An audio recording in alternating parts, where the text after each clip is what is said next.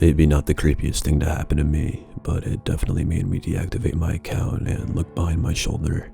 I was 19 years old at the time this happened, single, attending college at a university in my hometown. I still lived at home. I had friends, but I was romantically lonely, so I decided to download OkCupid and give it a whirl. I had friends who used the app with moderate success. I considered myself streetwise, and I knew I could always deactivate it if anything creepy happened. I didn't choose a username that could directly lead back to finding me on social media, and I didn't link up a Tinder account. I didn't list anything overtly personal in my profile, just interests like music and movies, the usual I like hiking, let's get to know each other, blah blah blah. Things were mostly fine. I got pervy messages, nothing too extreme. I conversed pleasantly with some men and went on dates. I felt safe. Then, one day I logged into my Facebook and had a chat request. He told me his name was Ryan, and he was college-aged, attending school at my university, looking for friends. Now, keep in mind, I had also been in a group on Facebook about finding friends on campus because I often felt alienated there. I thought this was a man from the group, so my messages were very friendly and trying to get to know you type chats. The conversation was fine at first, but I thought it was odd that he didn't have a profile picture. He kept begging me for more pictures of myself, but resisting when I asked him for a picture of himself. He would complain about how ugly he was and how pretty girls never liked hideous guys. I tried to be nice, but it started bothering me. Then the messages started getting bizarre. He kept asking me where I was going to be in class or go to class the next day. I didn't respond. They started getting even more and more frequent and hysterical. I am talking 20 or 30 a day, begging me to respond. Then finally, in terrible punctuation, he said, "I see you every day sitting in the MacLeod, in the library. So cute. Please, just talk to me." My blood ran cold, and he had also sent an accompanying picture of himself. I recognized him as the man who had harassed me on the dating app, and who I'd eventually blocked. He was probably at least 20 years older than me, balding with extremely yellow teeth. I am not trying to judge someone on appearance, but something in his eyes was wild, and it just didn't sit right with me.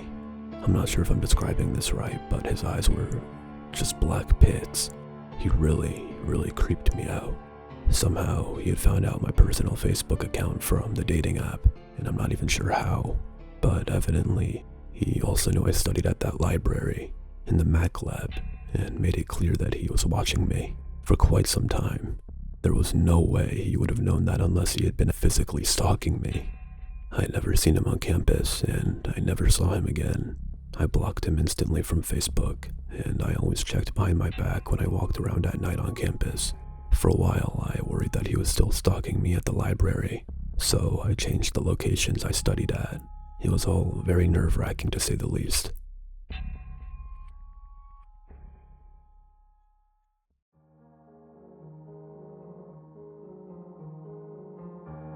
I met a guy on Tinder, and we really started to hit it off.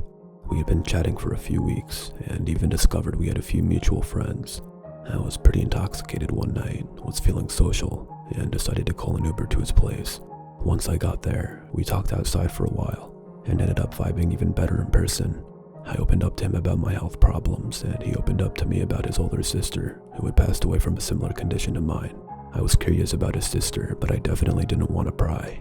The instant we walked into his house, it smelled like 1,000 dead rats were rotting under the floorboard.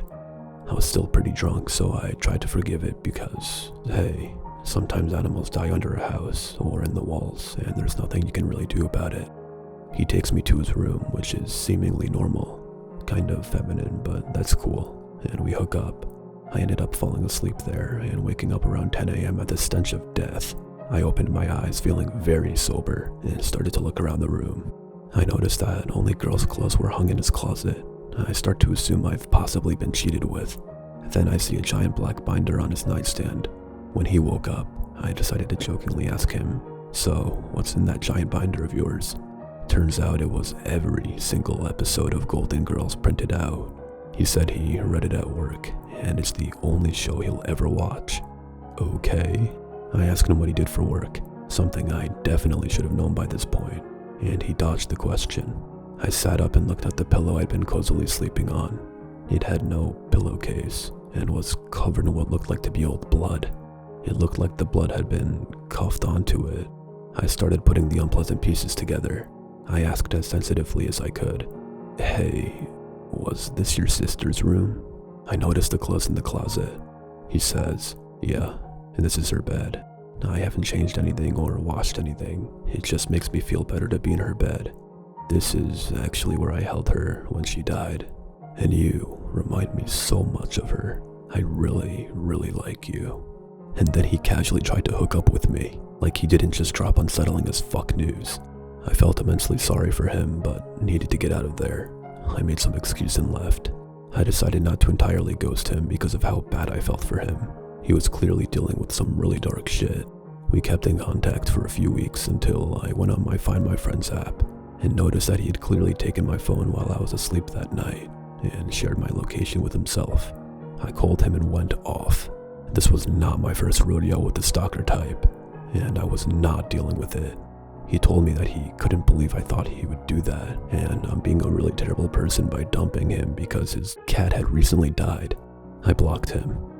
After he said that about his cat, combined with his tendency to hold on to things, it really makes me wonder what that smell actually was.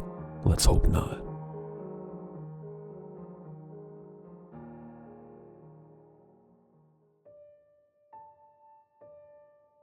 We all make dumb decisions in life, but in this case, I was stupid. Very stupid. I arranged to meet a guy off Tinder, but because of my heightened anxiety about driving, I arranged for him to pick me up outside of my place. I had been talking to him for about a few weeks at this point, but that is not redeemable, and I know that. The choice I made on this day could have ended me, but thankfully I'm still around to tell the tale. The guy picked me up in his car and told me he planned to take us out for sushi. I love sushi, so I thought, great.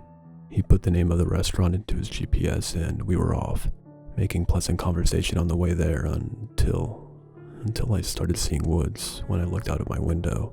I felt very confused. We were supposed to be going into town, not into the wilderness in the middle of nowhere. Fear hit me hard then. He said, "I swear, the GPS is taking me through here. I didn't choose this path. Please, just get us back to civilization," I said. My eyes were wide and I must have looked like a deer in headlights. His face was really apprehensive, so he must have known that I was scared, completely shitless. Shit, I thought to myself. I should have just conquered my anxiety about driving and met him somewhere public. Or better yet, not met with this guy at all. What the fuck was I thinking?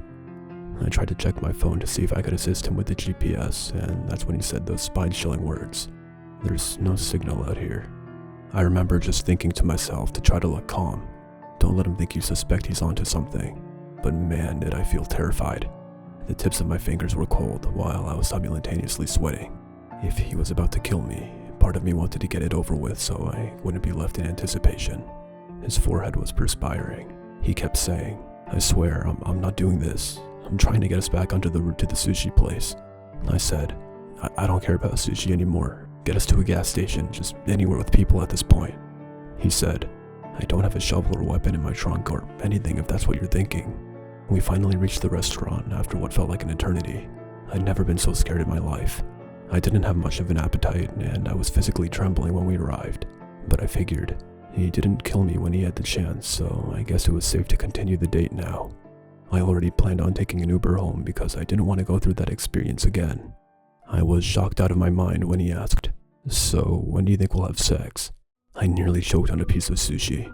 I did not know where this was coming from, and I didn't know how he could ask me something like this, not on a first date, when he literally saw me pale as a ghost just moments ago. You know, like, how long will you make me wait for sex? A day? A week? I stared at him dumbfounded. I couldn't respond because I was utterly speechless in that moment. "Well, I can't wait a whole month, I'm telling you now," he said. I didn't say anything, and the rest of the date was insanely awkward. I said goodbye as I took my Uber home, and only seconds after my driver pulled out of the restaurant parking lot, he texted me saying he didn't think it would work out because he needs a girl with a higher libido. I didn't argue. I just texted back a simple, "Okay," ready to be done with this man. When the Uber driver took me home, he didn't take any back road wilderness pathways. He took me home through the streets, other cars, lights, the sweetest scene to my immense relief. I couldn't help but wonder why my date had to take me through an hour-long drive through the wilderness to get to the restaurant, but it only took the Uber driver 15 minutes to get me home from the same location. The whole thing was chilling, to say the least. I have no idea if my date planned on anything sinister, or if it was an honest mistake, but I'm glad I made it out alive. I learned a tough lesson that night. Don't let strangers from a dating site pick you up in their cars.